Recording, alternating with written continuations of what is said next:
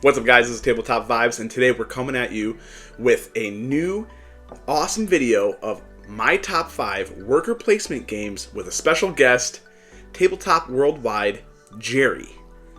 So I'm super excited. I'm going to be giving my top 5.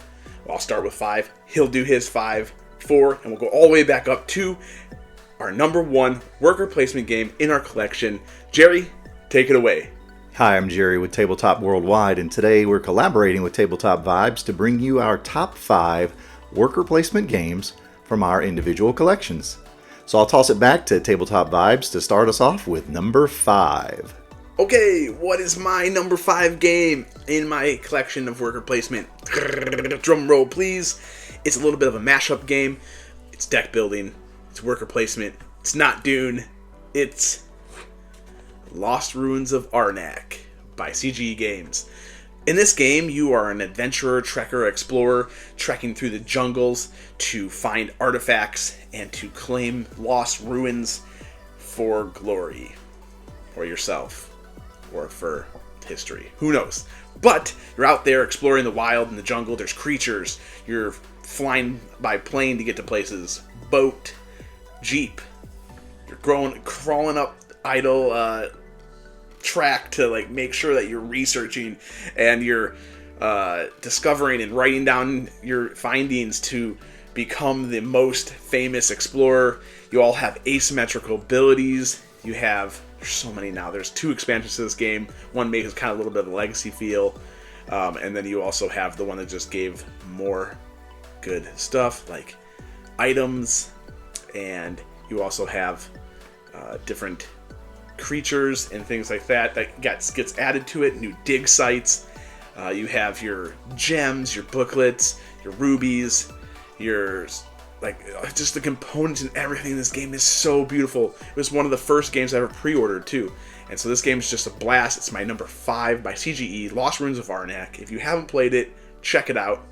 Great fun deck building, simple deck building aspect where you're just buying the cards, you put them into your deck, and you get to use them again while you move your workers out and around the world of Arnak to excavate and to dig, to gain resources, to climb up the different tracks, to be on top of the world and discover Arnak. And at the end of it, you yell, Jumanji. But you don't. It's Arnak. Alright, back to you, Jerry. Let's see what your number 5 is on your worker placement top 5 games. Take it away. That's a great choice for number 5, Adam. My number 5 worker placement game from my current collection is The White Castle. Now, some of you might say, Cult of the New, you just like it because it's a new game, but frankly, this is one of the best worker placements that I've seen in a while. I love the theme. It's set in 1761 Japan. Players take on the role of minor clan leaders, trying to win favor with the leader of the White Castle. And they do this in many different ways. They either try to get in with the military, they try to get in with the gardening crew, or they just send gifts up through the castle itself. There's a resource management aspect to it. The bridges built there are beautiful. The artwork is beautiful. It's dice placement. It's worker placement. It's just a great overall game. And so that's why that one comes in for us at number 5.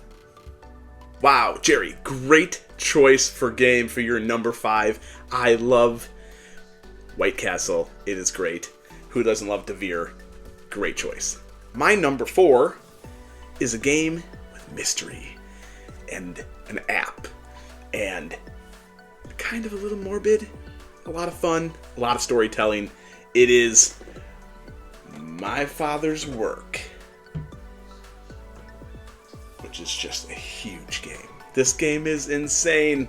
Oh my gosh, you're a crazy scientist making abominations, I guess, and you're sending out your worker, you're into the village, you're trying to find body pieces from the graveyard, and collect them, but you don't want to raise too much suspicion because the town people will get mad at you and revolt and capture you. And then the cool part about this too is you're passing on the knowledge of all the things you're deciphering and digging up and all of the dead things to the next generation. Because what's better than taking the knowledge that you have of morbidity and giving it to your kids? And so you pass it on to the next generations. This is kind of a long one. It's very thematic and it's very storytelling. There's a lot of reading, but this game is blast. It's beautiful. Oh, the components are amazing, out of this world. My father's work. Check it out. This is my number 4. Jerry, back to you. Tabletop Vibes bringing the heat on these games. These are some really good ones. So, for us at number 4, we're going to look at 10 Penny Parks. This game is fantastic in so many different ways.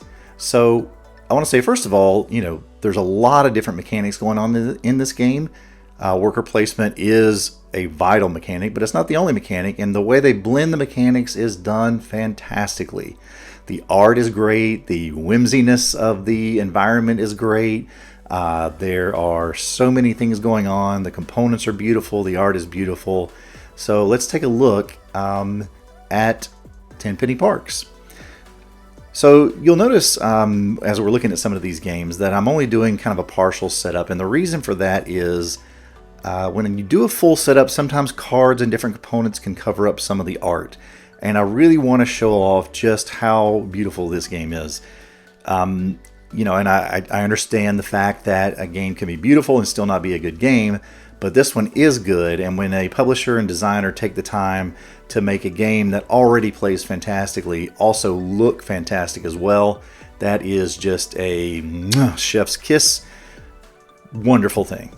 So you'll see that there are the main board. There are different meeples that you place in different areas to, buy different attractions or get money or do different things that you need to do in the game.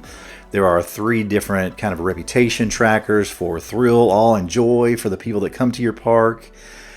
Each of you have your own player board where you're actually designing the park. It's not just that you're doing those things on the main board, but then you take those things from the main board and create your own beautiful park as well with these fantastic, trees that didn't have to be there, but they went that extra mile to make that beautiful. The different attractions with the thrilling names, the beautiful gold cards, the money that is, extra attractive and thick and durable, which is great. It's awesome when components don't wear out so fast. And it's just an overall fantastic game. I had the pleasure of being able to meet Nate Linhart a couple of times through Instagram and also through face-to-face meeting at Gen Con last year. I keep encouraging him to either create a sequel or some bigger expansions for this game because it is a gem that not a lot of people know about. But, the more that gets out there about it and the more that we bring attention to games like this that are on people's radar, but maybe they just haven't taken the plunge to get a copy for themselves. Let's get it out there. Let's popularize it so people can just see how awesome this game is and enjoy it for themselves. So that is 10 Penny Parks, and that is for us on our worker placement top 5 list. Comes in at number 4. Great choice. All right. What's my number 3 game in my collection? Worker placement. It's a little bit of an old school game. It also is a classic, and everybody really loves it most of the time.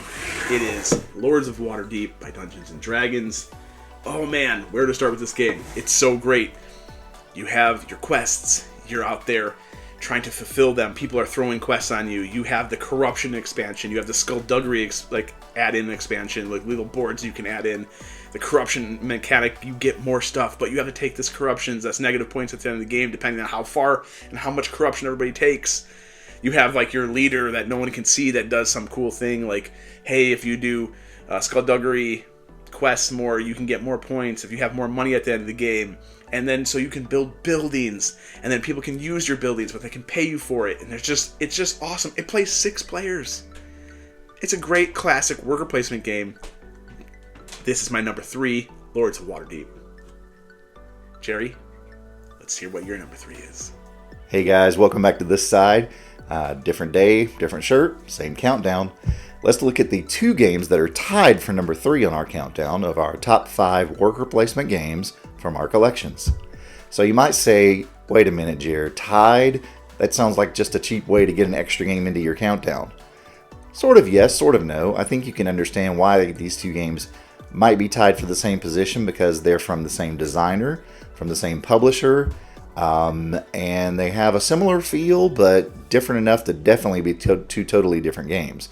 I'm talking about Architects of the West Kingdom and Raiders of the North Sea.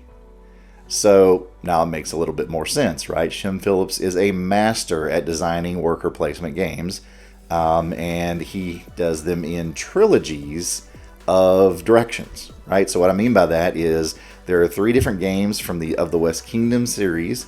There are 3 different games from the Of the North Sea series, and he's currently on the 3rd game of his Of the South Tigris series.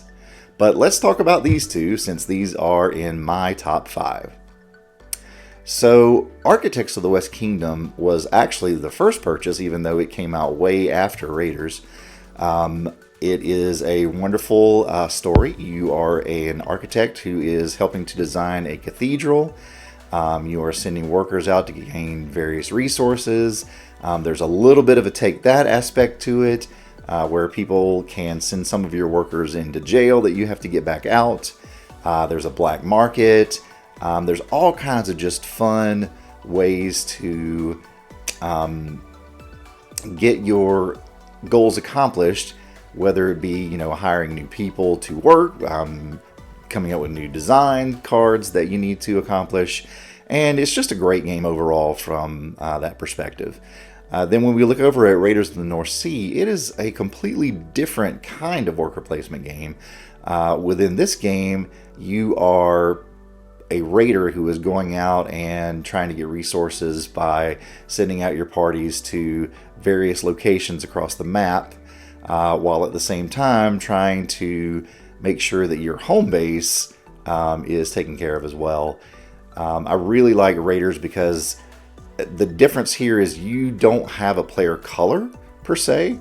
You have 3 different colored meeples that are going out. They're either white, gray, or black, and depending on the location you're going to is the type of meeple that you have to have in order to have success and get the resources from that location. So within this game is a completely kind of different thing from Architects. We love both so much, and these are the reasons that these 2 are tied for number 3 on our top 5. Is my number 2 game, you ask, in my collection that's worker placement? Here we go. This is a good one. Champions of Midgard. You're a Viking. You're sailing out. You're conquering. You're fighting monsters. You're fighting trolls. You're fighting tons of different things. You're always fighting. I mean, you're a Viking, so what do you expect, right? But this game is awesome. It's a 5-player game. A lot of times my brother and I actually play this game 2 players with 4 characters. And we try to unbiasedly play those. That doesn't ever really work out. We always find our guy that we like. But this game is a blast. Worker placement. Your Vikings, all your dice do different things. You have warrior dice, berserker dice, swordmen, like different ones. But different guys, you have to use certain dice. You can go hunting. There's little places on the map, on the board, that you can go to do different things, get glory, re-roll your dice with the horn that you have. Re-roll. But you're then spending victory points. And then there's Valhalla expansion that you have to play with this game. It's amazing, because then it makes all of the death in the game, because you're going to Valhalla, worth something, and you can use those points because your guys have passed away gloriously to buy more stuff, to do more things. Champions Midgard by Gray Fox Games is my number 2 game in my collection. Jerry, what's yours? Hi folks, we're back to talk about the game that comes in at number 2 on our top 5 worker placement games from our collection. And I would have been back a little bit sooner, but I was a little bit parched. I needed, something that would fit well with the theme of the game that I'm going to be talking about. So I reached out for one of the accessories that I picked up at Gen Con for this game. You might be able to figure out what it is by now. That's right, the game is Viticulture. And I love these wine glasses. So Viticulture, what can you even say about this fantastic game? It is probably one of the best games, period. Not just the best game from a worker placement perspective. In the game, you are a winemaker. You are tending your fields, you're planting, you're harvesting, you're trying to fill orders, you're giving tours of your facilities. The game, each round of the game stretches over various seasons, from spring, summer, fall to winter, and then back again. You're building wine cellars and trellises and other things that will help you to be able to produce even better wines. And the game is basically a race to 20 victory points. But wow, what a race it is. It's just a fantastic game. So many things have been said about it by so many people. But if you're looking for just a wonderful, wonderful game, we encourage you to pick up Viticulture. It comes in for us at number 2 on our countdown. Jerry, awesome game for number 2. That's such a great game. Viticulture, Stone Maier Classic. Great choice. So, now we are down to my number 1 worker placement game in my collection.